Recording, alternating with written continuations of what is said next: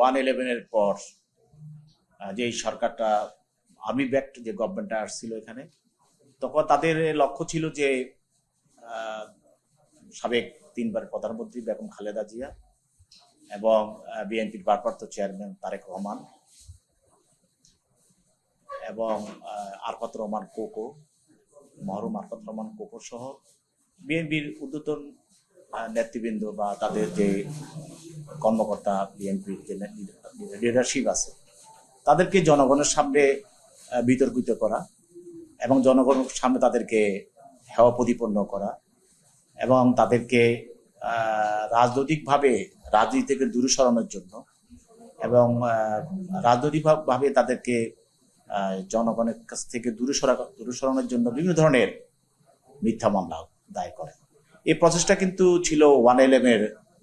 পর থেকে। তো এই 111 পরে এই মামলাগুলোকে তারা বিভিন্ন মিথ্যা কাহিনী তৈরি করে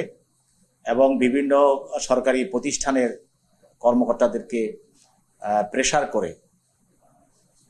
তারা এই মামলাগুলো করিয়েছিল এবং তারা মিথ্যা তদন্তও করেছে। করে অনেকে ভয়ভীতি দেখিয়ে অনেক সাক্ষী প্রমাণ তারা নেওয়ার চেষ্টা করেছে এবং অনেক ক্ষেত্রে তারা নিয়েছে এবং বিভিন্ন সময় বিচারকদেরকেও তারা রাজনৈতিক ক্ষমতা ব্যবহার করে তারা বিভিন্ন ধরনের আদেশ হাসিল করেছে। 111-এর যে মামলাগুলো দায়ের করা হয়েছিল সেগুলি পরবর্তীতে ফ্যাসিস্ট হাসিনা যখন ক্ষমতা আসে তখন সেই ধারাবাহিকতাটা রক্ষা করে। এমনও মামলা দেখা গেছে যে মামলাগুলোতে শেখ হাসিনা এবং বেগম খালেদা জিয়া আসামি ছিলেন। সেই মামলাগুলো থেকে শেখ হাসিনা তার রাজনৈতিক ক্ষমতা বলে বা তার প্রধানমন্ত্রীর ক্ষমতা বলে সে তার অংশটাকে সে বাতিল করে নিয়েছে বা কোয়াশ করে নিয়েছে, কিন্তু খালেদা জিয়া এবং তারেক রহমান সাহেব সহ সবার মামলাগুলো সে কিন্তু বহাল রেখেছে এবং এগুলি থেকে শাস্তি কিভাবে করানো যায় সেই প্রসেসটা সে চালিয়েছে এবং সে অনেক ক্ষেত্রে বিচারকদেরকে বাধ্য করেছে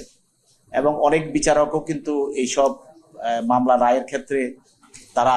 লোভে প্রভাবিত হয়েছে এবং তাদেরকে অনেকেরকে এই বিচারপতির বানানোরও লোভ দেখানো হয়েছে এবং সেখানে সেটা করা হয়েছে। আজকে অনেক হাইকোর্টে আছে, অনেক বিচারপতি আছেন, তাদেরকে লোভ দেখানো হয়েছে, পরবর্তীতে তাদেরকে বিচারপতিও করা হয়েছে। তো এই মামলাগুলো 5ই অগস্টের পর বিভিন্নভাবে এই মামলাগুলো বিষয়ে আদালতের মাধ্যমে, আদালতের প্রক্রিয়ার মাধ্যমে এই মামলাগুলো একের পর এক বিচারের আওতা আনা হয়েছে এবং সাক্ষী তলব করা হচ্ছে এবং এই মামলাগুলো কোনো অফিসের আদেশে কিন্তু প্রত্যাহার হচ্ছে না। এটা আইনের প্রক্রিয়ায় সাক্ষী এনে এবং সেটা আবার কোনো সাধারণ যে মামলাগুলো যেভাবে চলে সেই অবস্থাতেই সাক্ষী আদালতে এনে সাক্ষ্য নিয়ে এই মামলাগুলো নিষ্পত্তি করা হচ্ছে এবং সেখান থেকে সাবেক প্রধানমন্ত্রী বেগম খালেদা জিয়া এবং বিএনপির ভারপ্রাপ্ত চেয়ারম্যান তারেক রহমান তাদেরকে খালাস দেওয়া হচ্ছে। সেই হিসাবে আজকেও একটি মামলায় তারেক রহমান সাহেব একটি মিথ্যা মামলায় আজকে তিনি খালাস পান। ফ্যাসিস্ট হাসিনা এবং তার আওয়ামী লীগ ছাড়া বাংলাদেশে এখন যে বিভিন্ন রাজনৈতিক দল আছে তাদের ভিতরে একটা এখন সবাই একমত একটা পোষণ করছেন যে আদালতগুলোকে রাজনৈতিক প্রভাবমুক্ত করা এবং আপনি দেখবেন প্রত্যেকটা রাজনৈতিক দল, বিএনপি একটা একত্রিত হবার সংস্কারের প্রস্তাব দিয়েছে এবং অন্যান্য রাজনৈতিক দল যারা আছে তারাও বিভিন্ন সংস্কারের প্রস্তাব দিয়েছে। প্রত্যেকের প্রস্তাবে বলা আছে যে আদালতকে একটা সার্বভৌম এবং নিরপেক্ষভাবে আদালতকে চলার একটা সবাই কাঠামো তৈরি করতে হবে। এতে করে আদালতের সুপ্রিম কোর্টের অধীনে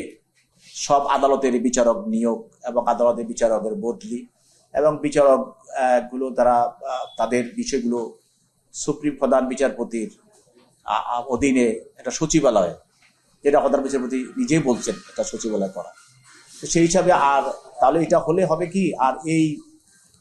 বিচারকদের উপরে রাজনৈতিক ক্ষমতা কেউ ব্যবহার করতে পারবে না।